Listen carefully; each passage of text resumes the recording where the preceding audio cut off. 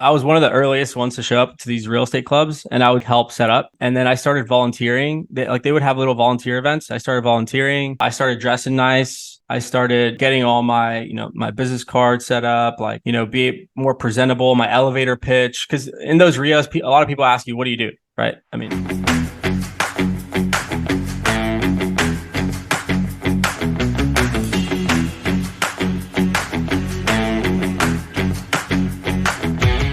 Welcome back to another episode of the Keeping It Real Estate Show. Today we have Adrian Salazar joining us on the show, and Adrian is the co-founder of 210 Management LLC. He's acquired over 1,200 units as a lead general partner since 2018, so in the last 5 years. And Adrian currently manages approximately $110 million in various assets, the bulk of it being multifamily and then also some single family. And at the young age of 28, Adrian has made some major progress in the real estate industry. So you're going to absolutely love his story and this show. So with that, Adrian, welcome to the show. thanks, Mike. Appreciate that. Yeah. So Excited to first, be here. most definitely. I'm excited to have you on as well. So first off, 28 years old, obviously very young. The burning question in my mind, and I think in everyone's mind, is, being that young, starting up in real estate, what led to your success and what got you involved in such a young age? When I was younger, so my father was a salesman growing up. He sold cars for 18 years. So I was kind of around that. I remember, sitting with him and, watching him close deals. And so it's kind of in the blood as a young age. But fast forward 7, 8 years old, I went to one of my buddy's houses, super big mansion, and got really inspired by, the architecture and the design behind it. So that was the day that I truly found the passion in, real estate, architecture, construction. I went home and I started drawing floor plans, and my mom just kind of said, "Hey, looks like you found your passion." So I started competing in those things in high school and, architecture competitions, and ended up getting a scholarship to attend a college in San Antonio, College of Architecture, UTSA. And my senior year of high school, freshman year of college, I got introduced to a network marketing company. It was like a company, like a Herbalife type of company, where there was health and wellness product, grow an organization, you have home events, and you listen to people like Jim Rohn and Tony Robbins and, Eric Worre. So I got introduced to all those really big players at a young age. Did that for a couple of years, did really well, and then found real estate after the company went out of business through an ad, a Robert Kiyosaki ad one day. I was on Facebook and saw an ad. And between 17 and 19, I showed up to this event, and all they were talking about was real estate and flipping houses and pre-foreclosures and, making $20,000, $30,000, $40,000, finding off-market real estate. And I mean, light bulbs went off. Did that for about 4 years. So I partnered up with someone for a year, worked for free. And then he brought me into his company. We started a company and did single family stuff for a long time, and then started buying apartments after that. It's been a journey, but I think the really big aha moment that I want to touch on is that mindset shift when I got introduced to these personal development mentors, because they showed me how to think differently. And there's different ways of acquiring wealth. And there's, a way to acquire wealth through residual income, and there's other ways of getting around, paying capital gains taxes. Like they really introduced me to other ways. And that was that spark that led me to, where I'm at today. That's amazing. And are you still quite involved with, progressing your mindset and listening to some of these mentors? Is that something that you've still integrated into your life as you found some success? 100%. Yeah. Like I'm obsessed with it. I order stuff on Amazon every now and then. I get gifts now that are like tapes, Tony Robbins tapes, Napoleon Hill tapes. So, people around me as well know that I'm pretty obsessed with this personal development stuff, because it, like we were talking about earlier, is, what got you here is not going to get you to where you want to go. So the only thing that's going to help you get to where you want to go is the level of mindset that you have and, where you are mentally, because you can't get more than where you are. And so, I'm obsessed with just continuing to grow, because I know that's going to come, the fruits of the labor. I love that. And the other thing that I think of is, you go to some of these events, or you listen to the podcasts, or you listen to an audiobook, and, you're on cloud nine, you've progressed your mindset, you're excited, and it wears off over time. So if you don't do anything for a few months, all of a sudden you could be back down to the level you were at before. So to keep it front of mind and to keep working on your mindset and your personal development is absolutely massive. I also loved how you mentioned, Adrian, when you got into the real estate business, that you worked for free for a bit. I'd love to hear more about that. And I think, that's something that people should take into consideration. Knowledge is worth a lot. So if you can get in with the right group, whatever career path you're looking to get into or whatever business, that can be a massive advantage if you can work for free and just learn from those individuals. So tell us a little bit more about that. Yeah. So when I started attending the RIAs, because there was real estate clubs going on in San Antonio when I heard about real estate. So I signed up to all of them and I started showing up to these, events. And I was in there, trying to ask questions, trying to like get information from people, but I realized that they were just not, paying much attention to me, or like, just saying, who's this little kid, not really giving me anything. I didn't have anything to offer. So I quickly realized, hey, I don't have anything to offer.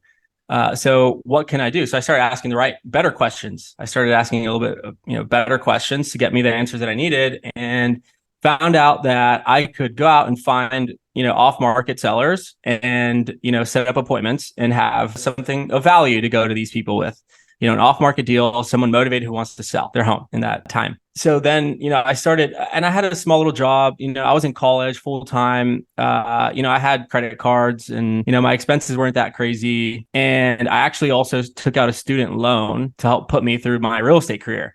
Not so much my college career. I took out like one of those grants.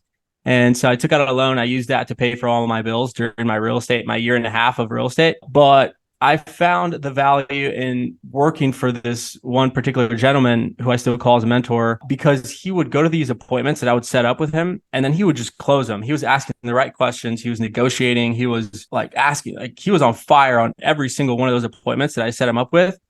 And not once did I ever think about asking him for a check. Like I didn't even cross my mind. Like I wasn't in the business for a check. The light bulb went off when I realized that I could be a millionaire. I could be a billionaire, with real estate. And as long as I'm learning from the right people, it doesn't matter. Like it will never be enough what they pay me. Right. So I quickly realized that. And I just found ways to provide a ton of value to him, ton of value, leads, and like helping him set up his acquisitions team and sales team and funnels and CRMs and skip tracing and VAs. Like I helped him set up all of that because I was just so fired up to learn more. And honestly, I just forgot about asking for money. Like I didn't need it. I was okay with, just going higher on debt because I knew that one day I'd be able to get out of it. And so, I did that for about a year and a half. And then, after that, it was really just a couple $100 a month that I was getting paid for 4 years. So it was really 4 years of my single family career where I was just, soaking in knowledge,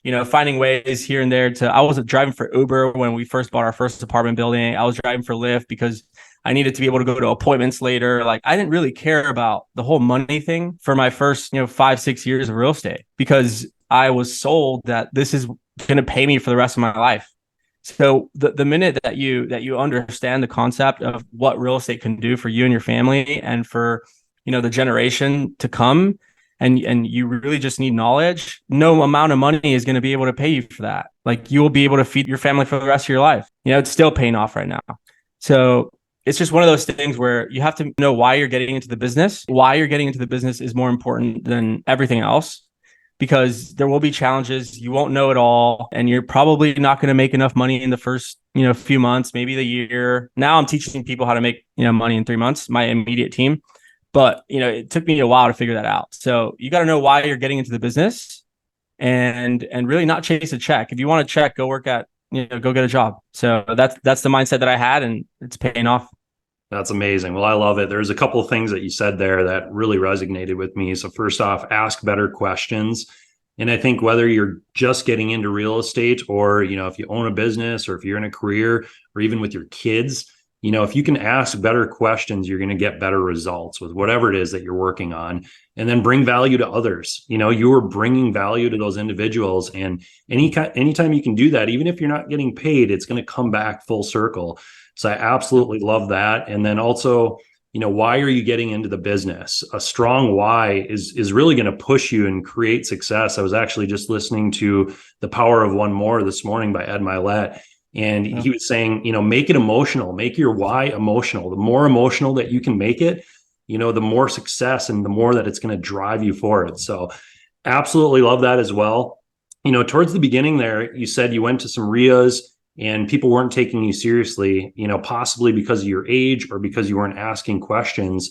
Was there anything else that you did to, alleviate that mindset or break through that barrier of being, young in the real estate industry? Yeah, good question. So I was one of the earliest ones to show up to these real estate clubs, and I would help set up. And then I started volunteering. They would have little volunteer events. I started volunteering. I started dressing nice. I started getting all my, my business cards set up, like, be more presentable, my elevator pitch. Because in those RIOs, a lot of people ask you, what do you do? Right. I mean, what do you do? Who are you? What do you do? And you have, 30 seconds to, gauge their interest. And so I started realizing that these short little 30, 45-second intervals that I had when I would meet someone important. And then I would, like, for example, I met so many people that just turned me down. Right. And then I would go back home and it'd be like, man, like, what did I do wrong? What could I have done better? Like, this is a really important guy. And I was analyzing what happened. I would go home from these RIAs and I would analyze everything that I was doing in my own. I didn't need anybody else to tell me to do this. It was just me. And then I started getting better. I started, writing my little script down. I started, again, showing up earlier, leaving the latest. I started, making friends. I started, if people needed help, I would help them. But at the end of the day, I wasn't doing that much to, I guess, like, kiss behind, like to kiss behind. I realized that I could go out there and take action. None of these people were out there hustling. Like, none of these people were out there, posting flyers on doors, cold calling, sending texts. People weren't, just getting creative. And so I just went home and I started taking massive action. I really did. I took a lot of action. I got a bunch of leads. I started door knocking on pre-foreclosures. People were already pissed off when I would knock on their door. So it was just that much more of a challenge for me to get around that. And that was like one of the first things that I started doing in real estate. So that has definitely helped me and shaped me of, where I'm at now. But, it's definitely been a journey. It's been fun though. Yeah. That's amazing. And it sounds like you had a great career in the single family, rental space or flipping space. And then you navigated to multifamily, and that's the bulk of your portfolio now. I think you manage over $100 million in assets. How did you transition from single family investing to multifamily? And what was that like? So I did single family for about 4.5 years. I was with my partners and I wanted more. I wanted to grow. I felt like I peaked out. The single family wholesaling, is making, 5, 10,000 a pop, 15,000, 10, 5. Like, it was 5, 10, nothing crazy out of the norm. Right. And I realized that I always, like, we would close the deal and I would have to go find another one, and I would go have to find another one. And then if one didn't close, I had to figure something out. So it was very transactional. I like to put it was just a very high paying job towards the end. And I always had the idea of residual income, passive income, wealth, through other, sources that I was listening to. And then my business partner, Mauricio, he started listening to podcasts. Me and him started doing some single family together towards the end of my single family career. And then he just started learning. And then he found a podcast that talked about multifamily. And then he started sending mailers to apartments. And then he, like, started finding leads, and I was still doing single family. And then he ended up finding a 24 unit in San Antonio, off market, direct to the owner, ended up wholesaling it, made really good money. And I saw that and I was like, all right, this is it. Like, how many houses do I have to do to get that amount of money? I mean, a lot. And it was like time flashed extremely fast in my eyes. And that day I had probably 600 leads, 600 single family leads in the CRM that I was working. And I sold them all. I called one of my buddies up. I was like, hey, give me $5,000. I'm going to sell you all my leads. They're all warm, hot. And sure enough, gave him all my leads, gave me the money. And I was on a path to being a multifamily real estate investor. So then, I realized that I started to have to, learn, educate. It's different language. It's different questions that you ask. And just started marketing, sending mailers. And I started really doing the same approach that I was doing in single family to find these off-market apartment buildings. Attended one of Brad's programs in Dallas. I saw light bulbs. I took a bunch of notes. I think a whole spiral full of notes, like the basic information. It was like a $150 course for a 3-day weekend. Like, I was like, I'm there. I'm going to be there. I'm going to get all this knowledge. And I really just started using that free stuff because I didn't have $40,000, $50,000 to spend on a program. Like, at the time, I did not. And there was no one tape that, was going to change it for me. It was more of just, hey, grab a little here, grab a little here, grab a little here, put it all together and take action. And so, yeah, we started sending a bunch of offers and we ended up wholesaling like 4 or 5 apartment complexes before we bought our first one, just to kind of get familiar with the process, get that liquidity up. And then we bought a 16 unit off market for like $500,000. We raised money from 5 investors. It was one of the hardest things I had to do. It was like $180,000. Like now one person puts that, on my deals now. So it's definitely been a gradual increase and gradual journey to where I'm at now. But it was very fun. Ended up moving into the 16 unit, house hacked it, slept on the floor, was a manager, was a leasing agent. I did everything. I was there at night. I was a security guard. I mean, it was fun. It was definitely fun. That's kind of where I started to learn what it takes to manage your own stuff. And from that day, that's kind of when it started sparking to go big. Well, I'm Yeah. sure that helps significantly with starting your own management company too. While you're Yep. managing those smaller apartment complexes, your boots on the ground, you're in the grit. I'm sure that helped significantly. And I love that you said that your buddy, wholesaled a 24 unit and you took massive action. You sold all your leads, you jumped in, you saw that someone proved it out. And, that resonates with me too, because when we got into multifamily syndication, we got around other individuals that were doing the same thing and they were seeing a lot of success with it. And so it made us believe that we could do it too. Love that you found a course, you learned a bunch, before you kind of started, syndicating or bringing on bigger projects.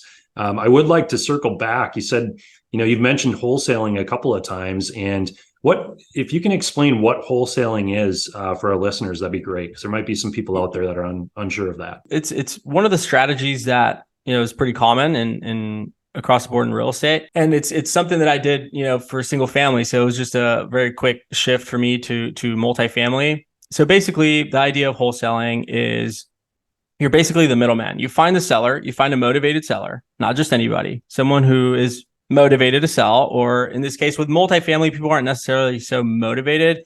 It's more of just like what kind of position they're in.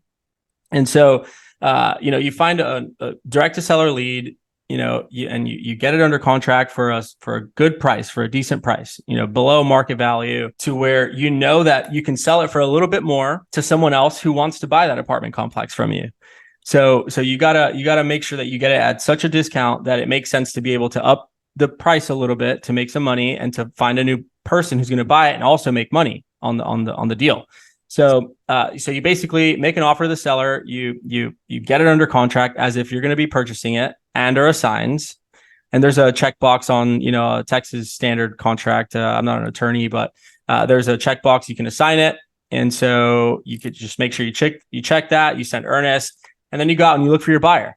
You look for somebody who buys in the area and who buys assets just like that. And when you plug yourself into a network of people who are buying apartments, it's very easy to at least offer it to people. So basically, then you find a buyer, and then you get it under contract with the buyer, and you take it to title, and you take it to closing, and then you make that fee, that difference in the middle. So if you get the property under contract for $1 million and you sell it for 1.2, you make $200,000 of an assignment fee at closing, and that's basically it. I mean, the only risks are, the deal fall through, you get earnest money. You lose your earnest money. You don't need credit. You don't need, to pass by banks. You don't need a personal financial statement. So it's a very simple and easy route to get in the beginning. It is portrayed somewhat. A lot of people don't like to, talk about it or do it. But if you do it right, people love you. If you do it right, because, you're essentially doing the same thing that, realtors and brokers are doing. You're looking for opportunities and you're, plugging in the two, but you got to make sure you do it right. So I call myself a legit wholesaler as well as a buyer. I also own apartments, so it's both. But that's basically it. You look for off-market real estate, you plug it in with a buyer, and you make a fee in the middle. Thanks for explaining that, Adrian. And let's shift over to your management company. So you own and operate 210 Property Management. What have been some of the challenges and some of the benefits in operating your own management company as you manage all these multifamily assets? Yeah. So some of the advantages, in my opinion, so we first started with a third party because we couldn't get loans without having an experienced third party property manager do our stuff first. So we ended up doing third party, a couple companies, and I caught myself having to come back, having to, lease units, having to hire maintenance, having to monitor to see if they were actually fixing the AC units or not, or just charging us. I had to come out and, just see the property. And I was just a huge control freak. And so, at some point I kind of let them do their job, but then I would step back in because the occupancy would drop. And, I started doing a lot of their jobs. So then, me and my partner one day, realized, hey, we need to start our own, because we're very active and it doesn't make sense for us to pay, other people when we're doing their job. So we ended up starting 210 management, and we had probably 100 units, and we hired our first couple employees, and that definitely took off some pressure off me. But I think the biggest challenge is really just hiring people, the right people, to do the right, to like putting them in the right positions, and then creating the culture, right? Because we quickly grew. I mean, from one year to the next, it was, we bought 100 units, and the next year we bought 300 units, and then the following year we bought 400 units. And so we've been kind of doubling, year over year, doubling, if not tripling. So, I mean, that tells you that there's been a massive flow of new employees, new personnel, new maintenance, new systems, new processes. And so like all of that growth has been a challenge for me, if that makes any sense, in so many different ways. But it's been fun because we own the operating company, because we own the management company, and we are also the owners. We have everyone's best interest in mind. Like everyone's best interest is in our control. So, we take that very seriously, and we like the ability to go in and adjust and create new flows. And I like the ability to go in and see my weekly report, week over week. I like the ability to jump in on the meetings if I want. I like the ability to provide feedback if I want. I like the ability to, change things, adjust, color scheme, and be able to walk units, not ask anybody for any sort of permission. Like I like that flexibility. And I definitely feel like it's been helping throughout our growth. But we've definitely realized, like, definitely not trying to go third party, but we've realized that me and my business partner need to kind of step out a little bit. And that's that other challenge that we're facing is, the day-to-day has been taking up a good amount of time. I'm sure you guys know. You guys have a juggernaut of a company as well. So we ended up hiring a VP of ops recently. So she's definitely starting to take off a lot of, our loads. But the growth has been challenging, the personnel, the culture, and really just, the whole operation. I mean, we never knew how to use Appfolio in the beginning, so we had to learn how to use Appfolio, and we didn't have anyone teaching us. So a lot of those systems that come into play has been a huge challenge for us. Got it. Understandable. And I think you can relate that to any business that you own, even if it's not property management. I mean, you got to hire the right people. That's always a challenge. Creating the right culture, dealing with growth, dealing with systems and operations. So I appreciate you running through all of that. Now, let's talk a little bit about the changing environment in commercial real estate. So, quite a few things have happened over the last year and a half. Obviously, interest rates have risen pretty rapidly, due to the Fed raising rates about 11 times over the last year and a half. You have some pretty big insurance cost increases in specific states and submarkets. Cost of living is up. There's a lot of uncertainty in the economy right now, just in general, and the world. So I'm curious, Adrian, what's changed with your underwriting and how you're looking at new potential acquisitions in the multifamily space? Any changes over the last year and a half? Yeah. So we've definitely been a little bit more conservative with our underwriting. We've been more conservative on our rent growths. And where we see things, as far as exit cap rates in 5-6 years, I mean, we're not trying to get too aggressive with that. We want to make sure that we're also penciling, if we, for example, a year ago, we were penciling bridge debt, we were looking to pencil as close as possible to the rate cap instead of just, underwriting at where it currently is at.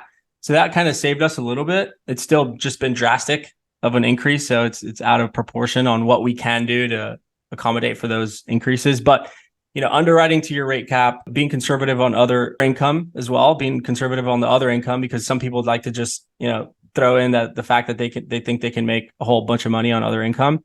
And then being conservative on rent growth, and then your exit cap rates is also super important. Like all of those numbers really fluctuate a lot. And then, just your operational expenses, making sure you can, cut on certain things. Like right now in our portfolio, since we can't do things that are out of control, we can't fix things that are out of control. We look at our controllables. What is controllable, right? And so me, my team, my regionals, my managers, my partner, we sit together and we brainstorm these things. And we say, hey, where can we, adjust, and where can we make up for this new increase? I mean, of course, we have paused distributions on some of our deals just to, do what's best for the asset. But, at the end of the day, it's up to us to maneuver, right? Things like other income. There was some carports where we're not charging, and why are we not charging? Let's charge. It's $5, $10, $15 per carport, and you rent 5, you're adding, here and there. Where can we cut? Where can we increase? compressing the time of the units getting, turning, right? Compressing the time from when they leave to when you have it ready to when it's leased. I mean, or at least just compressing the time from when the tenant gives you the key and when it's ready. That's a controllable. The uncontrollable is the lease part, right? But that's a controllable. The water charges that somewhat could be controllable. We also measure our meters. So all of our properties have meters, and weekly our maintenance guys go and check the meters and write it down and put it in a spreadsheet. And then we calculate to see if, a building has a leak or a building is using more water. So that's a controllable. So all of those things we, really, take into consideration during these uncertainties. But right now we're not very aggressively looking for deals. We're more sharpening the axe on our operations and just, really looking for that next right opportunity. We do have a sales system going on in the background. We have a couple of sales guys who are, hitting the phones, looking for off-market sellers instead of just waiting for, retail deals to hit our inbox or retail deals to, pop out on, CoStar, LoopNet. We're going out there proactively looking for deals because other people are going to be in situations. So you want to make sure that you take advantage of that. And yeah, I mean, we're looking for off-market stuff, getting creative, doing some seller financing. Now we're looking at some different types of loan assumptions if it's possible, but, as well as maintaining good relationships with the lenders as well, just to, let them know that we're still looking, but just to be ready. Got it. I love it. All great things to be doing in this environment. I'm going to run through the list real quick again. So you're being more conservative on your rent growth. I think that's very important, obviously, over the last couple of years. We've seen rent growth in the 10 to 25% annual. And, that's cooled down significantly. Today, I was actually reading a report by Yardi, and, they showed the different asset classes and what rent growth is cooled to. Some markets are negative, some are positive. I took a look at Nashville and DFW where we, focus most of our attention on, and they're about 2 to 3% for the rent by necessity. So that's your B and your C class apartment. So there's still some rent growth out there, but you need to be careful what you're projecting over the next 5 years. Reversion cap rates, you said you're being more conservative there. I love that. You're being more conservative on other income. Great idea. You're also looking at your controllables, and anyone that owns real estate out there, I would highly recommend doing that. Every single month with all of your properties, take a look at all of your expenses and figure out where you can whittle down, what you can do to increase your NOI, whether that be whittling down the expenses, at a reasonable basis, or increase in the income. Like you said, utilities, contract services, all important things to take a peek at on a regular basis. And then I loved compressing time of unit turns. You think about turning units.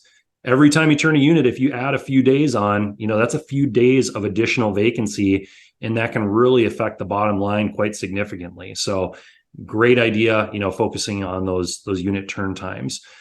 So with that, I also wanted to chat a little bit about challenges. We've also obviously chatted a little bit about challenges that you've experienced, but what's the most significant challenge that you've experienced, Adrian, over the last couple of years, or even over the last 5 years in your multifamily career? And how did you overcome that challenge? I mean, a couple come to my mind. Raising money in the beginning, I didn't really see how much of a challenge it was going to be or how serious it really is. When you come into the business, you're excited. You want to syndicate large apartments and you want to raise money and you want to operate the buildings or partner with people who do. You never really think about how much of a department investor relations is. It's like a whole department of its own. And in the beginning, when you're doing it yourself, it definitely takes a toll, and you got to set up systems. In the beginning, we were just doing, email reporting and then MailChimp. And then we grew into Syndication Pro, and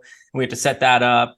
And then, we ended up not really liking it. And then we ended up going to Appfolio. So we had to get everybody out and then go into Appfolio, let everybody know, ACH information, reporting. My family's never done this. My partner's family's never done this. We don't come from a real estate family. Again, we didn't pay $50,000 to have a coach guide us through this process. So it was a lot of learning that we were doing in YouTube and podcasts and Google and trying to figure things out. And then it got to 50 investors and then 100 investors and then, distributions. And we had to go to the bank and give them a spreadsheet of all the, and then, people have IRAs and So like it just got really challenging. And then we found a partner to help us with investor, relations. And so he's definitely leading that department. So raising money and not only just managing the investors, but attracting the investors as well, because you can't just, wait until you have a deal. This is what I tell my team is like, you can't just wait until you have a deal to go out and raise the money. Like you have to do both.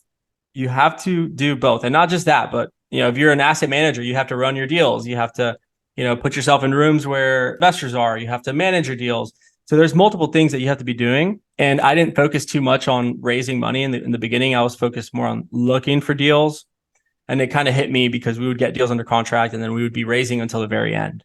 So it was very challenging coming up, but I realized that I need to be in networking events. I need to put myself on podcasts. I need to follow up with people, nurture relationships, ask people for referrals, and I started doing all that. And that's really how we've been able to raise a bunch of money on our deals. So definitely investors has been a challenge. I think also just habits, like we were talking about before this call, as in the beginning, you don't have much responsibilities, right? It's really just, you're looking for a deal and then, that's really all you're doing. And then, once you start getting investors, you start getting deals, you have to focus time on now managing. And now you have to kind of time block. And so the habits and your daily activities has been a challenge for me as well, because we grew super fast. And so I've had to juggle a lot of different things and add people to the team and delegate. And, I've learned to do all of that on a larger scale now, as well as attending events and as well as, making sure you're in the right room. So, really juggling my days has been a challenge on this route, on this 5-year route, but it's been fun. I wouldn't have it any other way. Those are a couple that come to my mind. Got it. Yeah. Habit. I mean, you always need to focus on habits, whether it be in your business or your health. And we were actually talking about that before we started today, just about the different habits that you're putting into place on the health side and how that's helping on your business side and leading your team. So I guess if you could talk a little bit more about that, that'd be amazing. It's super important that you realize that real estate is really just a vehicle. It's what's going to get you from point A to point B, at the end of the day. It shouldn't necessarily be your life. You shouldn't really call it your life. And in the beginning, I was like super addicted and obsessed with this stuff. And I would just say like work all day, work all night. I did reach burnout a couple times in the last, 10 years, and it's not fun. You got to realize that this is really just a vehicle. It's a fast vehicle. It's a Ferrari. It's a Lamborghini. It's a Rolls Royce. It's definitely a very luxurious vehicle to get you where you want to go. But you have to make sure you put yourself first, though, right? I mean, because the driver of the vehicle is not going to move and move as good as the driver moves it, right? So you got to make sure that you're optimizing the way you feel, because how you feel is how you're going to end up portraying that to anyone around you, and how you're going to bring that to the team and bring that to your investors. And if you're not feeling good, lousy, stress, anxiety, maybe you're not eating right, you're not sweating, all of that builds up. And if you don't feel good, you don't play good. So you got to focus on ways to, if you're not feeling good, ask yourself why. And there's a bunch of experts out there that you can listen to and figure out, certain things that you can do to make you feel better. But you got to make sure that you're sweating, you're eating right, you're drinking a bunch of water, you're getting sunlight, you're doing breath work, stretching, yoga, meditation, sauna, like all of those things really make a difference in the way you feel. And at least for me. So, when I knock all those things out, I notice that I have a level 10 day. Like I have a level 10 day. My conversations are level 10. My notepad is more organized. Like, the way I'm taking notes, like everything is just better when you feel better. And you'll notice too, like if you go and eat a burger from McDonald's, you're not going to feel good after that. Like you're going to feel like just overly full. You're not supposed to feel like that. And so, you got to make sure you watch your diet, you drink a bunch of water, you stretch, you give yourself time first in the mornings, rather than just, checking your emails, checking your texts, checking who missed calls. Like really just put yourself first and then get in the vehicle and then take action. Right. And then at night as well, you got to make sure you wind it down. We were talking as well about those white light glasses that I got because I was getting headaches late at night because sometimes I do work late. But, winding it down an hour before bed, hour and a half before bed, drink a little glass of water and start reading a book, take notes, journal, listen to music, just do something that's not like work related, because then you won't get proper sleep. And then all of that just adds up. So it's really important you optimize the way you feel and your health. So there's also tests that you can see where you're deficient on, and that way you can, focus on those areas and it'll make you feel better. You look good, you feel good, you play good. So I completely agree. And I love that you mentioned, knock those health habits out of the park in the morning and it's going to set your day up for success. I mean, that's something that myself and my wife focus on. We work out every single morning, before we start work. And that is so hard to do because you have this pile of tasks that you need to get done. And I think everyone deals with that, whether it's in their family or with their business or with their career, but you have to put health first. And I love that you said wind it down at night. A lot of people, don't focus on that at night. And it is so critically important.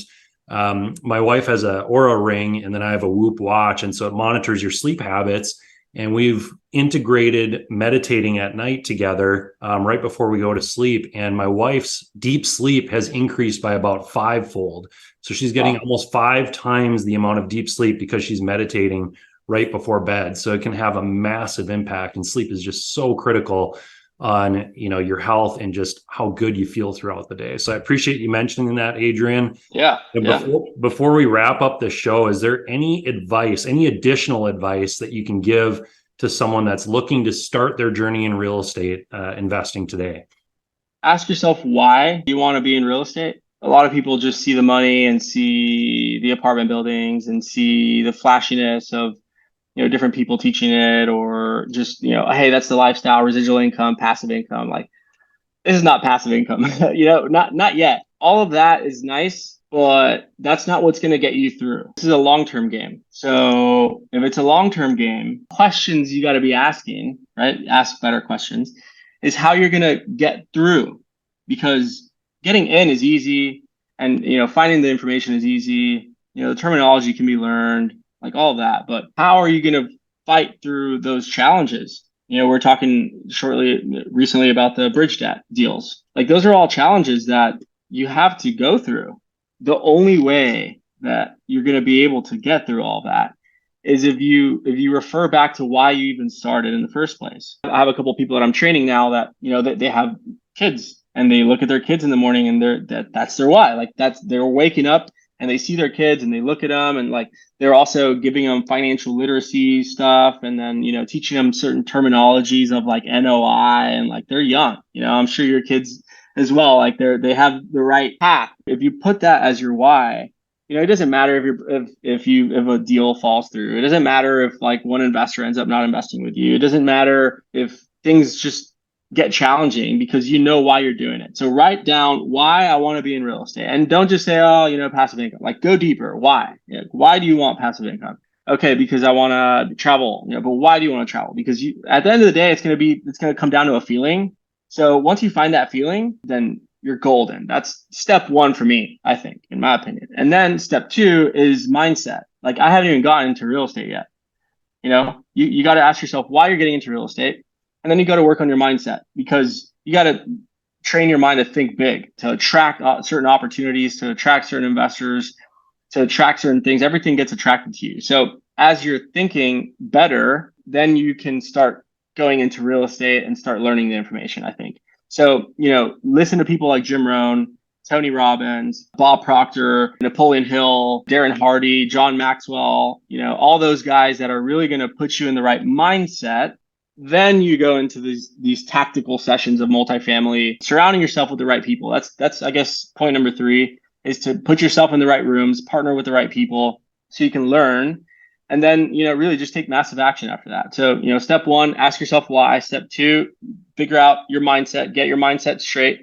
Step 3, put yourself in multifamily specific rooms with good operators, people who are, highly respectable in this industry. And then number 4, just take action. And those are really some like a real basic blueprint of kind of real quick what comes to my mind, because that's really the route that I took, and it's worked for me. So I love that. Well, everyone listening, make sure to write down those 4 steps, because that's some incredible advice right there. And Adrian, before we wrap up the show, any podcast or book suggestions for our listeners? And it could be mindset, it could be in relation to multifamily or real estate investing. Got it. Yeah. So I thought I had it here next to me, but Think and Grow Rich has been a book that I travel with, that is always, probably within 10 feet of wherever I'm at. So a lot of people say Think and Grow Rich, I'm reading it, but are you really reading it? Are you really, really absorbing the information? And every challenge that you face every day, every month, every year is different for me. And I've become more of a, successful person. So this book gives me different ideas at different stages that I'm at. So Think and Grow Rich is a book that you should, always be reading every now and then. And podcasts, I would say, it depends, because the way I like to look at my personal development is two different views. One view is just straight personal development, mindset, self-development, self-thoughts, what you say when you speak to yourself, more personal development, 50% of my day. And the other 50% of my personal development is tactical. So it's, multifamily specific podcasts, interest rate environments, deal structuring. So, for personal stuff, Tony Robbins has a great podcast, Esther Hicks, Jim Rohn, Bob Proctor, all those guys, you can listen to their tapes. I don't really do their stuff on podcasts. I do them on YouTube.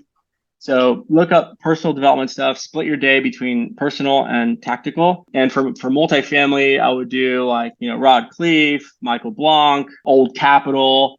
So all of those podcasts are really multifamily specific and real estate success stories. So I would mix it up with both. And that's what I do. So it works for me. Awesome. Well, Adrian, thank you so much for coming on the show today. If any of our listeners want to connect with you or learn more, about your company, how can they reach out to you? So I'm pretty active on Instagram. You could reach out through Instagram, Adrian Salazar. I think there's an underscore after that. So you can find me there. Just send me a message. I'm pretty active. Otherwise, you can email me, Adrian at 210mgmt, spelled out, TWOTNMGMT.com, or our website, 210mgmt.com. And you can find me there, and we'll set up a call and talk shop. Thanks again for coming on, Adrian. Thanks, Mike. Appreciate it.